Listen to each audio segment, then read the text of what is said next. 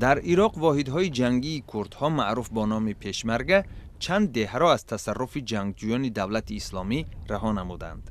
واحدهای پشمرگه 16 مارس به دهاتی کنار شهر دقوق ولایت کرکوک داخل شده، نیروهای گروه دولت اسلامی را که چند ماه اینجانب این منطقه را زیر نظارت قرار داده بودند بیرون کشیدند. فرماندهان پشمرگه میگویند این عملیات با حمله های هوایی ائتلاف بین المللی هماهنگ شده بود.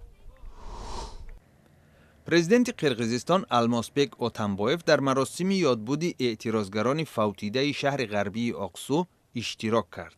17 مارس سال 2002 گردهمایی اعتراضی به برخورد خشونتبار با پلیس تبدیل یافت و در آن 6 نفر کشته و 20 کسی دیگر مجروح شدند. بعد تعقیب این جمع آمد، موج اعتراضها قرقیزستان را فرا گرفته بود. در شهر شمال و غربی پشاور پاکستان پدران و مادران را به اداره پلیس دعوت نموده از آنها تقاضا کردند که به امگذرانی فرزندانشان بر ضد بیماری پولیو اجازت دهند. این بخشی از تشبث می باشد که هدف از آن تشویق امگذرانی است. پلیس پشاور صدها والدین را که به واکسین گذرانی فرزندانشان مخالفت می کردند مدت بازداشت نمود.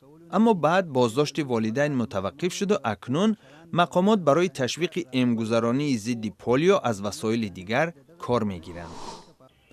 در پایتخت سربیا شهر بلگراد بیش از 1000 معلم در نزد مجمع ملی گردهمایی تشکیل نموده بر مقابل کاهش معاششان به کارپرتایی یک روزه دعوت کردند.